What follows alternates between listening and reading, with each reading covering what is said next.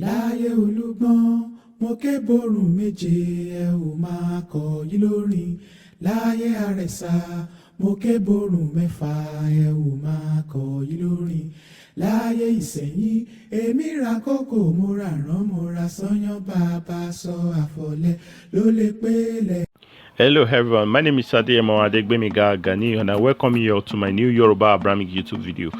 Today I want to talk about the Igbo's ancestral origin in the mix of Hebrew relative identity and their relationship with the Yoruba people from Ile-Ife in breakdown. Mind you, this much of what I'll be saying is more tied to oral tradition or oral history, which was passed down to so many people. Because in regards to the Igbo origin, there are different accounts, unrelatable accounts that came up. And so this is not an attempt to formulate another new account, because it's based on the history I was able to gather from my Yoruba outlook, from the Yoruba perspective, not from the Igbo perspective. So, and I have so many reasons to do it, because some of the things that like the earlier video I did, they continue to say Igbo are part of the Israelites, Igbo are part of that, Igbo. So from my own view, I just need to touch on it.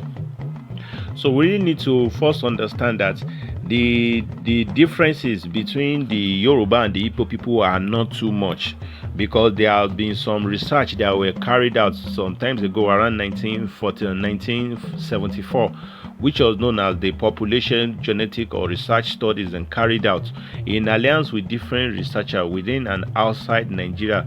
The report was dubbed as the genetic DNA link between the Yorubas, the Igbos, the Hausas, the Nukwe, the Kanuris, and it was led by Heiken, R.A. Balogun, Tiswan, and Rusmoson. And it was funded by the Department of Biology and Science at Ile-Ife University, and also the State Institute of Blood Group Strategy of the Stockholm in Sweden. So what this report basically made us to realize is that the Igbos and the Yoruba people, and some of the Yoruba people, and some of the non-Yorubas from like the Hausa, they have so many things in common, from language correlation, and some cultural similarities and co. So that is what the thing is, actually identifying it. So we need to understand that these have sparked a lot of debate among the Igbo people themselves, because themselves they are so confused that some of them began to come up with different history. Like in some cases, some will argue that they are from Israelite. Some will say that their forefather descended down from heaven and his name was Eri. Some will say that their father is actually a priest in Egypt who was dead since the time of Joseph. So there are so many related accounts to what is going on, and which the Igbo. But I believe with what I'm about to say, at least it should give them more head start from where to pick their story from. Because today there is so true that some Igbos that really came up to actually agree that they have ties with the Ile-Ife Yoruba people, and that is indeed true. That is indeed true, indeed truthful. But the part of their claim which is not true is when they say they actually founded the Ile-Ife long before the Yorubas even existed. That is out of it at all completely. So this is why I said this oral history of mine we definitely give them an head start of where to look for. It all happened that at some point from the oral history I was able to gather, it all happened that the mother of the Igbo was actually a princess from Ile-Ife during the time of one of the Obas, I think Oni, long before Oduduwa even came to Ile-Ife. So they are actually ancient as they claim, but not ancient the way they are portraying, not too ancient the way they are portraying it. So when this princess committed a crime, which was basically unknown to people till today, and this crime was also hidden from the public. As a princess of the king, you can't be molested, you can't be disgracing her. But one way or other, the chief tried to overlook her crime until the thing boomerang, and the crime began to be a thing that unsettled the Ife people in their land. The Ife people began to experience strange phenomena like drought, loss of crop, and so on. Then the Ife herders did contacted the priest of the land, while the priest of the land consulted the Almighty through their Ifa divinity. And it was through that Ifa that was made it known that God revealed that the priestess actually committed a taboo in the land. And that land, and the oracle also further stated that the princess had to be escorted out of Ile-Ife land to go and settle in a very thick forest, of a deadly forest to be precise. The Yoruba, they call that forest by different names. Sometimes they call the forest Igbo Beru, sometimes they call it Igbo Alujono, Igbo Ebora, Igbo, so many things. So these are different names they commonly use to describe evil forest. So, and people who are always being banished to evil are people who does a grave thing contrary to the custom of the land. So at first that king of Ile-Ife refused, but after the evil phenomenon, the unsettling phenomenon persisted, he later agreed that they have to do what the Ifa instructed. That was when they escorted the lady out of Ile-Ife. But before they did, the king and the king appointed different entourage that will escort the king and some of the priests to take the princess to that very forest. And he also promised that they shall be visiting the princess in that deadly lonely forest at every so point in time. Maybe it could be 4 months, 3 months, or full month. And while going there, they will be bringing the princess everything she may be lacking, from food, from clothes, from stuff like that. So as years went by, the princess at about 7 to 8 years, the last person who visited the princess in the evil forest got to realize that the princess was actually pregnant. So that became a mystery to everybody, a shocking thing to hear, because this forest we are talking about is basically an evil forest whereby someone has to be extremely fortified, and no one can even dare go there except the person the oracle directed there, and let alone impregnating someone there. So when the news broke out and the news got to everyone at Ile-Ife, and likewise the king and the chief, everyone became surprised.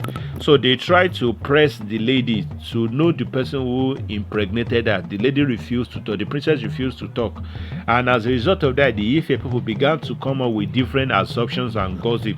Like in some cases, some started to believe that maybe it was a monkey or an ape that raped the princess, because they couldn't come into any conclusion. Some said maybe a powerful hunter who lost his path in the forest encountered the lady, decided to have her as a wife, then impregnated her. Some suggested that maybe it was even a spirit that descended down to impregnated her.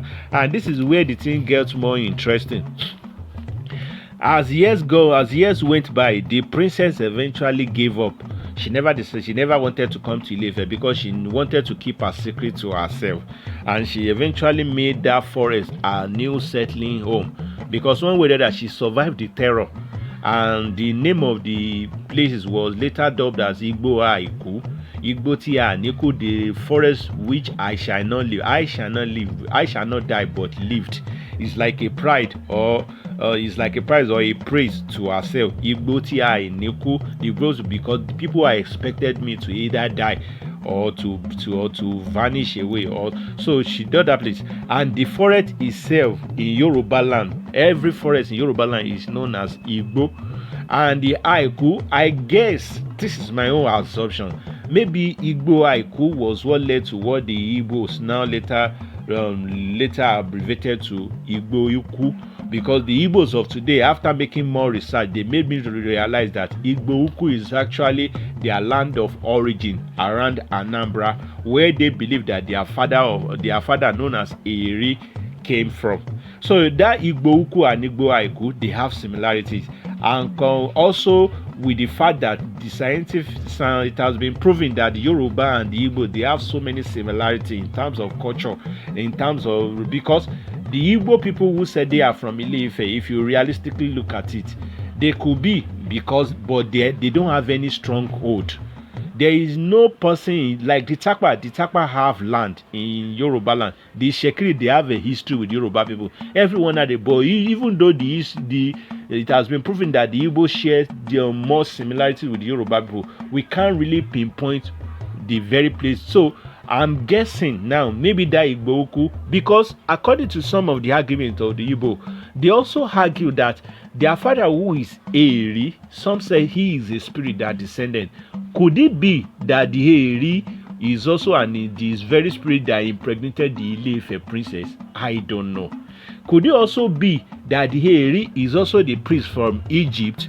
Because if you check the history of the Igbo, the act and culture of the Igbo, they also have endless similarity with the ancient Egyptian people. And the Igbo, majority of them still insisted that they are from Egypt. But whether they are from, because there are so many migrations that occur, not just the Israelite migration. The Israelite migration is just more popular because after the fall of the North African people, even some of the Egyptian native, which are the Kemites, they also fled too into West Africa. So there are so many migrations that took place, and long after the Igbo established themselves because the Igbos are known as the forest people. After they established themselves, they still had a long time business relationship with the Egyptian people. They continued to travel to Egypt to trade in bronze, in copper, and so many acts. So there is a link between the Igbo and there is also a link between the Yoruba. But what was certain is that the Igbo people are related to the Yoruba people from the mother's side, not from the father's side. This is why I continue to say in all my narrations that the Yoruba, every tribe in the entire Africa, except the Fulani, are related to the Yoruba people directly or indirectly. Why the likes of the Hausas, the mother of the Hausas is called Sabe. The mother of the Igbos, I don't know it, but they are related to the Yoruba people from the mother's side. And in Yoruba land and across Africa, relatives from the father's side, they are the one they always hold with much prestige, with high prestige as people of the family, because they believe that the woman you will be going to integrate with another family. So even though the Igbo share similarity with Yoruba, like our Shango is being known as Amadioha, they use the oracle as well. They speak some of, so they are related to the Yoruba people from the father side. So where does they fit in the Abramic perspective? Because also the Igbos always also claim that they are Israelite, they are Jews.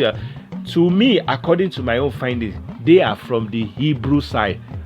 They are from the Hebrew, because if you check my earlier videos, I made it known that the idea of Hebrew, the Abramic Hebrew, was derived from 3 Yoruba words. They are Ebi or Molebi. They are Ebi or Molebi, which means relatives.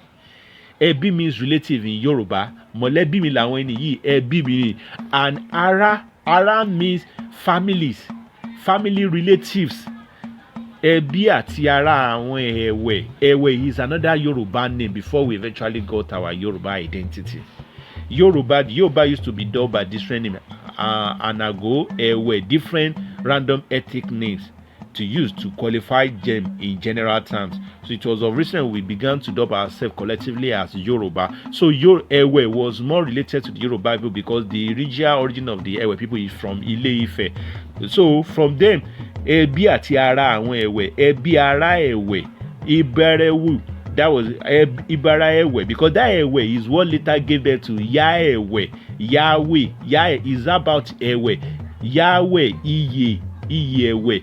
Ẹbí àti àwọn ará Ẹ̀wẹ̀, they are the same thing. So Iberawu, Hebrew basically means the relatives of the Yoruba people, the family relative or the extended family or relative. So if the Igbos really desperately want to be categorized from the Abramic perspective, they fall in the categories of the Hebrew people, and the Hebrew people was actually referencing to their relationship with the Yoruba people as a distant family. So the Igbo people they are commonly known as the Bantu, the great founder of the Bantu, because as they continue to grow in population from the forest which their mother dwelled and become in the forest where they settled. They began to migrated out to the likes of the Cameroon, and Cameroon down to the Central Africa. So there are two migrations that settled in Central Africa. There are three migration from my own findings. One started from the Igbo people down to the Benue River and down to Cameroon. The other one are some of the Yoruba people who migrated from the Israelite journey, because at every post or every places where they decided to rest, where they decided to temporarily rest, each of the Yoruba people continue breaking away from them. Some continue to decide to remain at whichever place they temporarily dwell. So the Yoruba began to have remnant of their kind or tribes along the way. If you check from the North Sudan, where they started that journey from, the Sheluk are still there. If you take, and they are called the Wadai, because the Wadai was derived from Owahadaye, Ile-Ife, Owahadaye, Wadai clans, and that Wadai clan formed another tribe that became Wadai in Central Africa, which is Chad, from Chad to Niger and part of the Borno. These are random migrants of the Yoruba people that broke away during the migration and decided to settle down there before they reached the likes of the Benue, because the Benue people are also part of the migrants who migrated all the way from North Africa when North Africa fell, while the other proceeded to West Africa and southwest of today's Nigeria. Do you understand? And the other third migrant that left were when the Oyo Empire was blossoming, when the Oyo Empire was progressing, and the people were largely dominating Africa as an empire. So some of them went to the Liango region to found that place. This is why the territory of the West Central Africa to still also have the likes of the Oyo district, and they are also known as the Katanga from Katunga in Oyo State. So these are the three migration I can see how the Yoruba people dominated that place. So the Igbos are not directly related to the Yoruba. They are directly related to the Yoruba, but from the mother side. This is why we don't include them in much of our history, and their way of life is more similar to the Northern African people. Likewise, the Hausa, they are similar to the Northern African people, but the only people who are not related to the Yoruba or are indigenous to Africa in any way are the Fulanis. The Fulani came from the Northeast African region. So who are the Israelites who eventually settled down in West Africa down to we essentially started in today's southwest of Nigeria, south of Nigeria, and down to West Africa? If you check out, 90% of those Israelites dwelled in today's part of Nigeria, southwest and south of Nigeria. Even though Nigerian map might look smaller in African map today, there is a reason why the world still identify Nigeria as the largest black nation in the entire world. The statistics of population that they are giving out is undermining their population. They are even much oh no, what you say? So the Yoruba people, they are so populous to an extent that the enslavers even had to cut the likes of their Dahomey away from them, even though the Dahomey was even part of the Ife kingdom.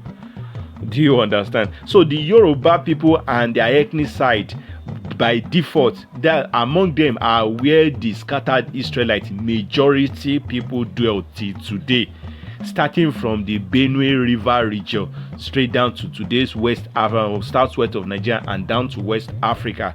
Like the people of Isacha. Isacha is one of the 12 sons of Akobi, Jacob. Isacha is a name that refers to the father of the Ishekiri tribe. You know how close the Ishekiri tribes are with the Yoruba. They speak the same Yoruba. Is because their father is also brother to Oduduwa, which is King David. Their father they are grounded. They are biologically related to the Yoruba people. Likewise, the case of the Reuben. Reuben was derived from the father of the Yoruba. The Asha are the Ashanti in Ghana. The Gad and Dan, Gadangbe, also in Ghana. The Levi are the TV, the Naphtali, the Nupe, all these people, they still choose to revolve around Judah's kingdom. They lived their entire life under the umbrella of Judah, which is Oduduwa in southwest of Nigeria, and straight down to West Africa. You can see the king of the Ghana people was dubbing his coming to Ile-Ife as a homecoming. My time to reconnect with my brother. They knows the story we don't remember anymore. They are bloodlinely related to each other, and from there, our remnant dominance still extends to the likes of the Cote d'Ivoire, Gambia, Aku, and Co. So this is where I can touch on in regards to the Igbo story. There are other references I could see again, because aside from the report that actually identify the similarities in culture and language between the Yoruba people and the likes of the Igbo, Nupe, Kanuri, Hausa, and the Yoruba TV and Co. They also report that was done recently at the Research Square, another study research on population structure and genetic relationship among the Nigerian ethnic groups. Again, the BBU, the Igbos, the Hausa TV, and the Yorubas, and it was done in July 2024, which was led by Mr. Dr. Olufemi Diamusa of Department of Cell and Biology in genetics in the University of Lagos, and also Kudigbe Udo of Community Health and Department, University of Uyo Teaching Hospital, Olumide Adebesan, Department of Cell and Biology in Lagos State, Peter Onaja, College of Medicine, Benue State University. So these are the people. Joy Okuzo, Department of Cell and Biology Genetics in Lagos State University. These are the people who came together to make sure that they are trying to connect what has been missing, even though our relationship varies in terms of cultural correlation. So that is what I can say about this Igbo relationship with the Yoruba people. Igbos are related to the Yoruba people. They are the Igbos, like they are the founder of the Bantu, the first of their kind. The displaced sons of the Yoruba people that left West Africa to redominated the other places like the Bantu. So these are the history of the Yoruba, and they are. So I'm not here to fault anybody. I'm just here to give my own opinions too. Maybe it will be of help for the Igbo people to pick on something and they can do, because everything I'm giving are researchable. I'm not seeing anything out of my own self-free will. So help me press the like button, share it. I will see you in my other video. Thank you and bye for now.